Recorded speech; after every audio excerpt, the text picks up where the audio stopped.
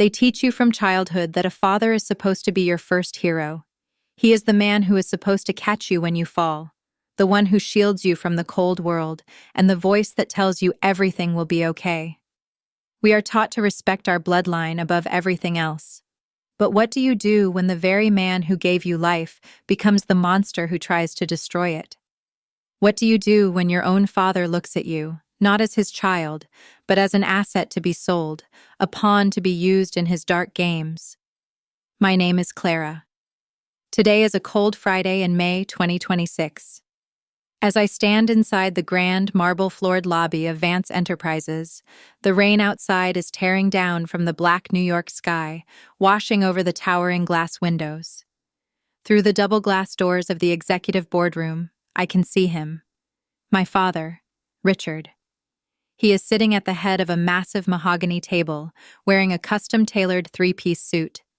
He is laughing, pouring expensive whiskey into crystal glasses for his corrupt business partners, and preparing to sign the documents that will transfer my late mother's entire corporate inheritance directly into his private offshore accounts. He thinks he has won.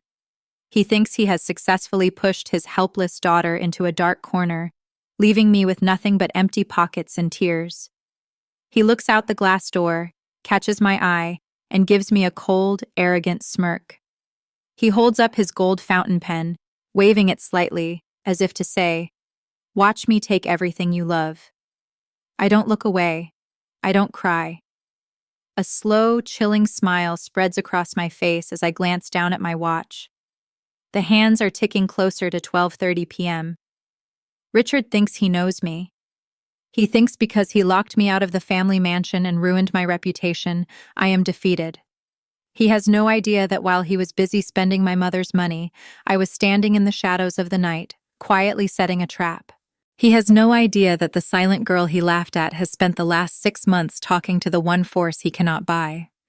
But to understand the devastating blow that is about to hit this room, you have to understand the slow, agonizing cruelty that brought us to this edge. My family wasn't always this cold. Or maybe I was just too blind to see the truth. My mother, Eleanor, was the real power behind our family's wealth. She was a brilliant financial tech founder who built Vance Enterprises from a small garage setup into a multi-million-dollar empire. She was gentle, wise, and loved me with every fiber of her being. My father, Richard, was a charming man, but his charm was a mask. He loved the lifestyle my mother provided, but he hated the fact that the company, the house, and the legal assets were all held under her name and secured in a private trust for me.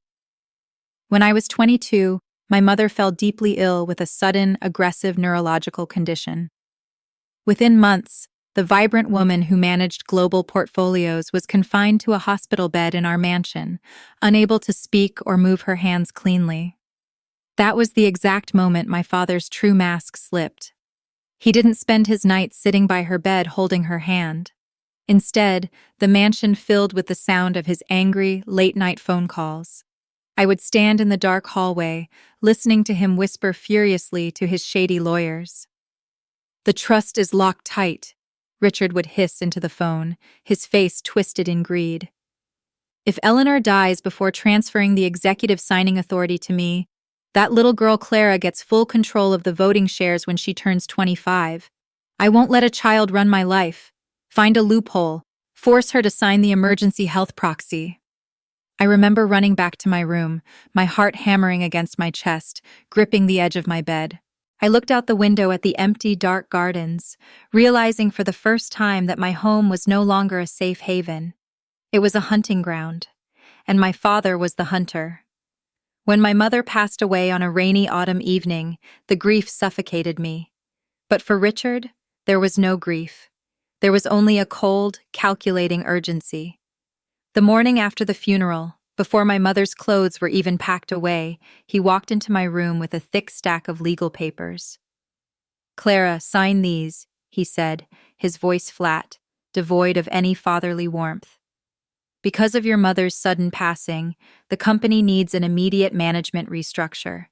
This just gives me temporary operational control so you can focus on your emotional recovery." I looked at the documents. My mother had trained me well before she got sick. She had taught me how to read between the lines of corporate contracts. I didn't need a lawyer to see what this paper was. It wasn't temporary control. It was a permanent waiver, giving Richard the power to liquidate the family trust and sell the company shares without my consent. "Dad, I can't sign this," I said softly, my hands shaking. Mom wanted me to take over the operational board. This paper strips away everything she built for our future. Richard's face turned from a calm mask into a terrifying wall of rage. He slammed his fist against my dresser, shattering a small glass perfume bottle my mother had given me. "You will do exactly what I tell you to do," he roared, leaning over me, his shadow swallowing my small frame. "You think you're smart? You're a helpless child who knows nothing about the real world. If you don't sign these papers, I will make your life a living hell in this city. You won't have a penny to your name, and you won't have a roof over your head. Choose wisely." I didn't sign the papers that day, and true to his word, my father began a systematic campaign to destroy my life from the inside out.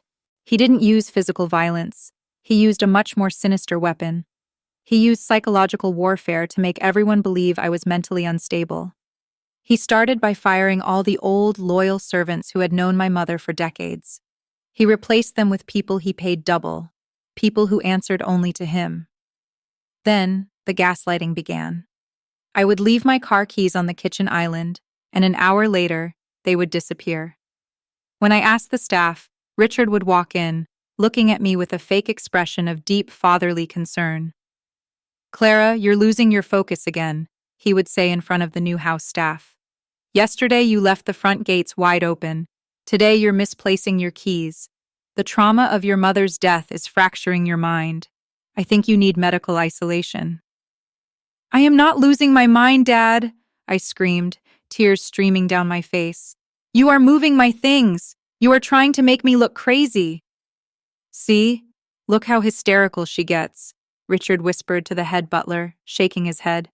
"It's tragic. Her mother had a neurological decline, and now the poor girl is showing the same genetic instability." He was setting the stage to have me legally declared incompetent so he could bypass my signature entirely.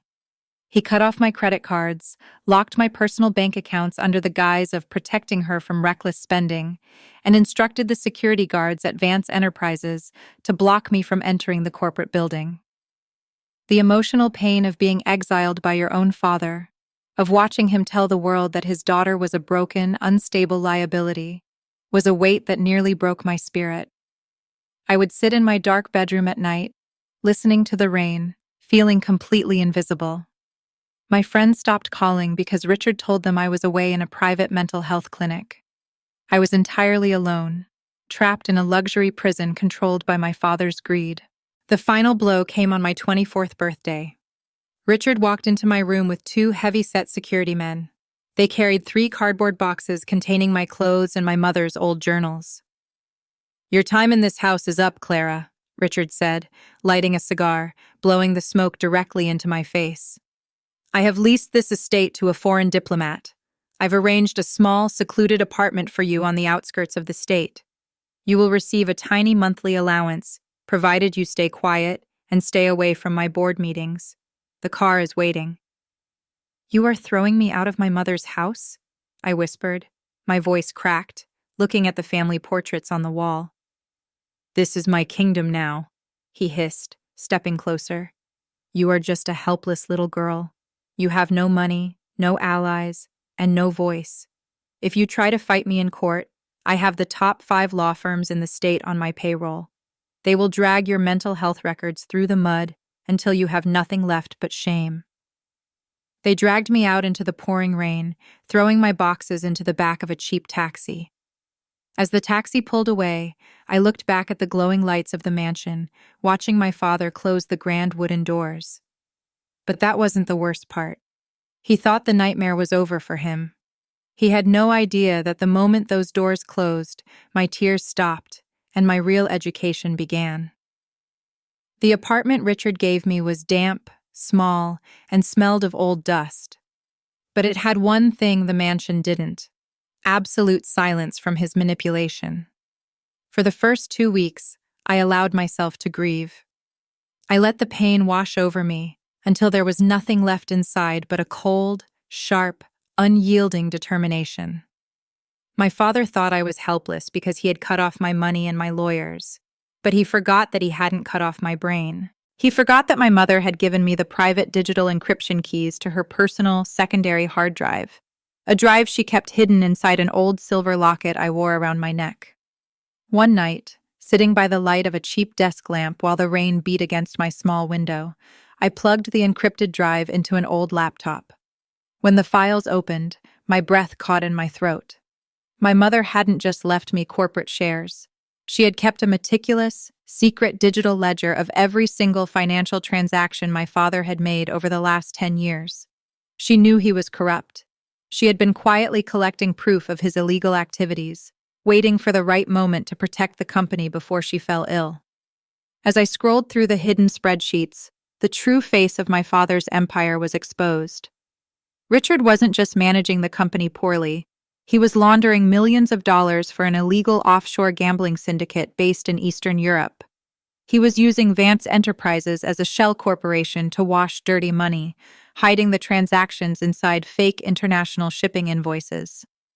The documents he was preparing to sign today, the ones that would dissolve my mother's trust, were designed to completely wipe away the paper trail, moving the entire laundered fortune into a private account under his name, leaving the company to collapse into bankruptcy, taking hundreds of innocent employees down with it. If I tried to hire a standard corporate lawyer, Richard's legal team would block me for years. If I went to the local media, his PR machines would spin it as the delusions of an unstable daughter.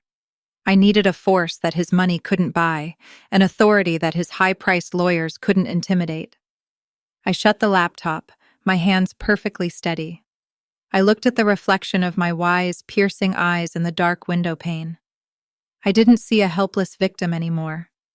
I saw my mother's daughter, ready to finish the war. The next morning, I didn't go to a lawyer. I walked straight into the heavy stone building of the Federal Financial Crimes Enforcement Bureau downtown. I asked to speak directly to the chief investigator of asset forfeiture, a man named Director Reynolds. I have a case of international wire fraud, money laundering, and corporate theft, I said, placing the encrypted silver locket on his metal desk. And I have 10 years of unedited forensic bank receipts to prove it. For the next 4 months, I lived a double life. To my father, I was the defeated, quiet daughter living in exile. Every month, I accepted his tiny, insulting allowance checks without a single word of complaint. I let him believe his victory was absolute. When his assistant called me to notify me of the final board meeting where my mother's trust would be legally dissolved, I replied in a soft, submissive voice. "Tell my father I understand. I won't cause any trouble. I will be there to witness the signing." When the assistant hung up, I heard Richard laughing in the background, saying, "I told you she was broken. She knows her place now."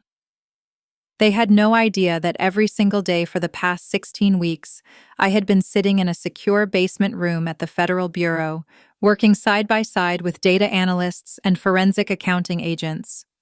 We mapped out every single routing number, tracked every fake invoice, and identified the exact offshore bank accounts Richard used for his illicit syndicate.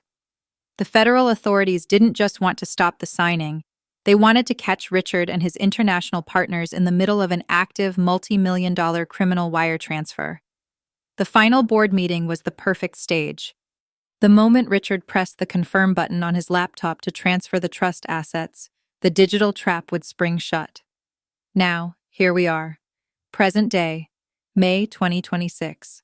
I am standing in the marble lobby, watching through the glass as Richard takes his seat at the head of the boardroom table. The lawyers are handing him the final execution papers. His pen is uncapped. His foreign partners are smiling, checking their phones as the offshore servers prepare to receive the stolen wealth. I push open the heavy glass doors of the boardroom and walk inside. The laughter stops instantly. The board members look up, surprised. My father looks at me, his eyes narrowing as he adjusts his expensive silk tie. "Clara," Richard says, his voice dripping with condescension, though a hint of irritation flashes in his eyes. "You're late. Sit in the corner quietly. We are right in the middle of executing the final estate transfer. Don't speak unless spoken to. I am not here to sit in the corner, Dad, I say, my voice ringing out with an icy, powerful clarity that makes the lawyers shift uncomfortably in their seats. And you are not signing those papers.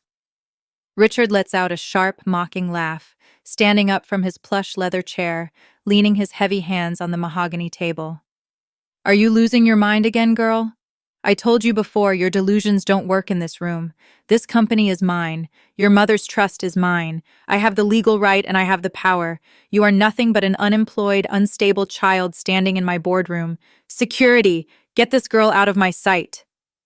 Two uniform building security guards step into the room, moving toward me. Don't touch me, I say, my voice calm, holding up a single piece of paper. It wasn't a lawsuit. It was an official federal asset seizure order, signed by a federal judge exactly 2 hours ago. The security guards look at the stamp on the paper, freeze in their tracks, and slowly step back, lowering their heads. They know what that federal seal means. Richard's face turns an ugly shade of red. He storms around the table, ripping the paper out of my hand, tearing it into pieces. You think a piece of trash paper is going to stop a $50 million merger? I built this empire. I control the courts in this city. You are helpless, Clara. You have always been helpless. I told you before, Dad, I say, looking directly into his angry, greedy eyes without a single spark of fear. You should have checked the shadows before you closed the door on me. Before Richard can open his mouth to shout another insult, the massive mahogany doors of the executive suite are blown wide open. The sound of heavy, rapid footsteps echoes through the quiet boardroom. A squad of 8 federal agents, wearing dark tactical vests with FBI, financial crimes, emblazoned in bright yellow letters, storms into the room. Leading them is Director Reynolds, holding a federal arrest warrant. The corporate lawyers drop their pens, their faces turning completely pale as they instantly raise their hands into the air, backing away from my father. The foreign business partners scramble to shut their laptops, but 2 agents move forward, slamming the screens down and seizing the hard drives. Richard Vance! Director Reynolds announces in a loud, booming voice that shatters the silence of the room. You are under arrest for international money laundering, racketeering, tax evasion, and corporate fraud. Hands behind your back, now! Richard stands there, completely frozen, his eyes wide with an absolute paralyzing terror. He looks at the federal badges, then at his lawyers who are already whispering to each other about plea deals, completely abandoning him. This is a mistake, Richard stammers, his voice losing its power, turning high and desperate. I am a prominent citizen. I know the governor. Clara, tell them this is just a family misunderstanding. Use your mother's trust to pay the bail. Help me! I step forward, looking down at the man who had thrown my life into a cardboard box on a rainy night. The trust doesn't belong to you, Richard, I say, using his name for the very first time in my life. And it never will. The federal government didn't just freeze these accounts. They used the evidence from Mom's hidden ledger to trace every dollar you laundered. The mansion, the penthouse, the cars, the offshore funds, everything has been seized under the federal asset forfeiture laws. You don't own a single brick in this city anymore. A heavy-set federal agent steps behind my father, grabbing his wrists and pulling them roughly behind his back. The sound of the metallic handcuffs clicking shut echoes like a gunshot through the room. Clara, please, I am your father, he screams, his voice cracking with tears as they drag him away from the mahogany table. His expensive suit jacket is wrinkled, his hair is messy, and his mask of power is completely gone. He looks small, old, and utterly pathetic. You can't do this to me. You'll ruin the family name. You ruined the family name the night you let Mom die in loneliness while you plotted to steal her life's work, I say softly as the agents drag him past me out the door. He didn't look like a king anymore. He looked like a caught thief, begging for mercy from the child he thought he could control. As the elevator doors close on his terrified face, the boardroom falls into an absolute, peaceful silence. True power isn't measured by the size of your bank account, the luxury of your house, or the number of people who fear your voice. True power is the strength to preserve your dignity, your honor, and the truth when everyone around you is trying to break your spirit. I didn't lose my mind, as my father told the world. I found my purpose. Following a detailed forensic investigation, the federal courts cleared Vance Enterprises of criminal liability because the illegal actions were isolated entirely to Richard and his small group of corrupt partners. As the sole legal heir of Eleanor Vance, full operational control of the clean assets was restored to me by a judicial decree. Today, I sit in my mother's old office, looking out at the beautiful New York skyline. The sun has finally broken through the black rain clouds, casting a warm, golden light over the city. My father, Richard, was convicted on all counts of federal money laundering and fraud. He was sentenced to 25 years in a maximum security federal penitentiary, with no option for early parole. He spends his days in a gray, concrete cell, wearing a standard orange jumpsuit, eating cheap prison food, and staring at the wall. He writes me letters every month, crying, begging for a visit, asking if I can use my corporate influence to get him transferred to a lighter facility. I never answer. Some lessons can only be learned in the quiet isolation of justice. This journey taught me a valuable truth, a lesson that everyone listening to my voice today should carry close to their heart. Never assume that someone is weak just because they are silent. Never mistake a person's patience for helplessness. Those who use manipulation, cruelty, and gaslighting to build their empires are always building on sand. And when the storm of justice finally arrives, no amount of money, no high-priced lawyers, and no arrogant smirks can stop the concrete from cracking. If you enjoy emotional family drama and justice stories, subscribe for more. Thank you for listening to this episode of Revenge Episodes. Stay strong, trust your mind, and remember that blood may make you related, but loyalty and honor are what make you a family.